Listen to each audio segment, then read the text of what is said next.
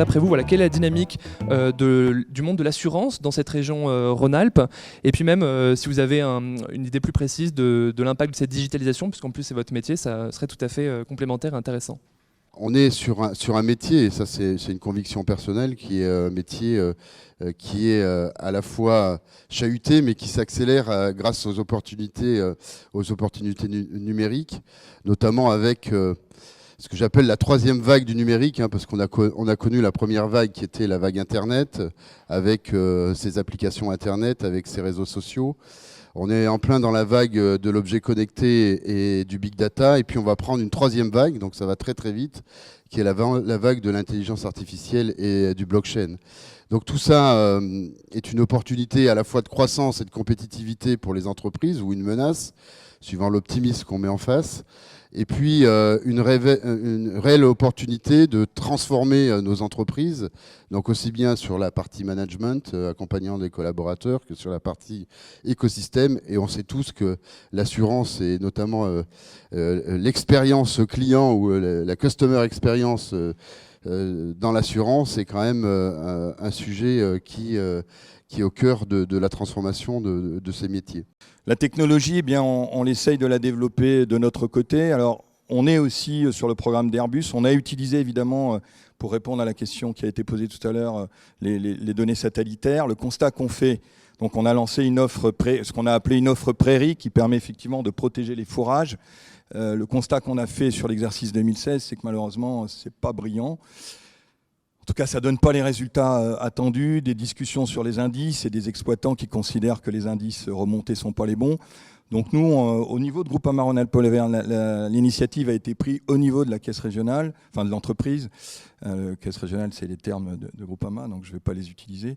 Au niveau de l'entreprise, on travaille avec une start-up qui se trouve à Grenoble, qui s'appelle Squadron, et on fabrique avec eux un outil à partir de drones, qui nous permet effectivement, à des distances bien plus raisonnables que les satellites, d'avoir une donnée beaucoup plus précise que ce qu'on arrive à capter actuellement par les satellites.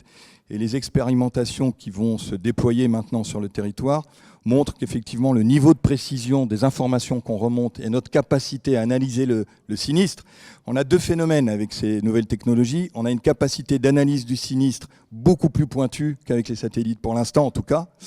Et la deuxième capacité qu'on a, c'est d'anticiper pour les exploitants qui sont sur des marchés à terme, la capacité, on est en train de travailler sur un lot qui nous permettrait éventuellement d'estimer le rendement de l'environnement de l'agriculteur et qui permettra à l'agriculteur d'aller sur les marchés de façon plus efficace que lorsque vous arrivez en bout de course, parce qu'on sait que quand vous arrivez sur le marché en bout de course, c'est là que vous allez payer le prix le plus élevé, quoi. Alors, le grand biais qu'on introduit et où on pense souvent résoudre le problème, c'est passer par des données d'enquête, par des questionnaires qui sont déclaratifs, et on dit « Oula, mais j'ai bien travaillé les questions, donc je pense que je vais pouvoir piéger les gens dans les questions. » Alors, c'est très prétentieux de raisonner comme ça, parce que très souvent, les individus, même s'ils sont pleinement conscients et lucides de ce qu'ils vous disent, sont aussi pleinement conscients des questions que vous leur posez et par conséquent ne vont pas répondre naïvement et benoîtement aux questions.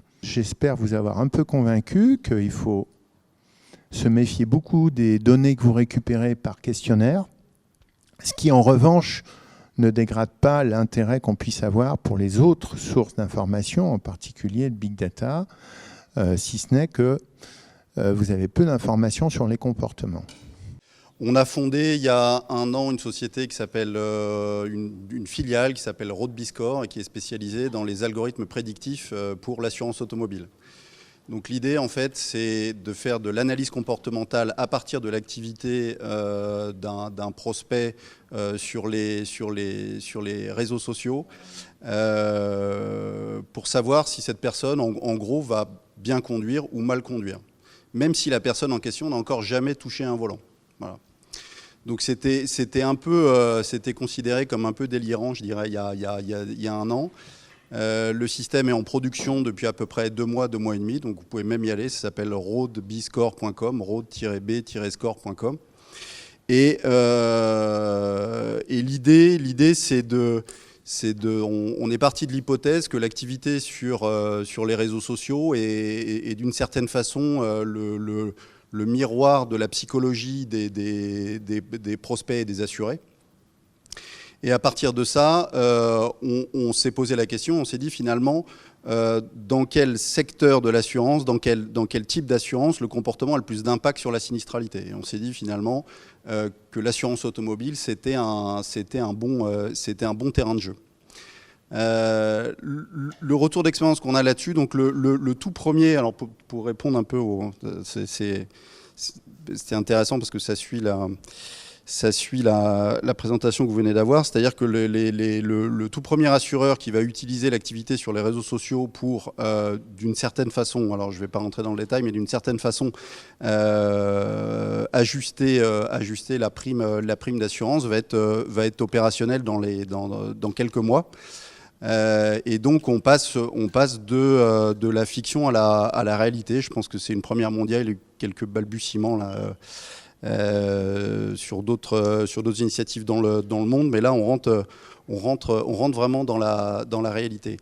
Et les premiers retours d'expérience qu'on a, parce qu'on a commencé évidemment à tester, à faire tourner l'algorithme, sont tout à fait étonnantes. C'est-à-dire que même moi qui ai un profil Facebook que j'utilise pour faire des démonstrations, quand on utilise mes algorithmes pour voir un peu quel est mon comportement, quelle est ma psychologie, je me reconnais très bien dans la façon dont mon propre algorithme qu'on a codé nous-mêmes m'analyse. Voilà.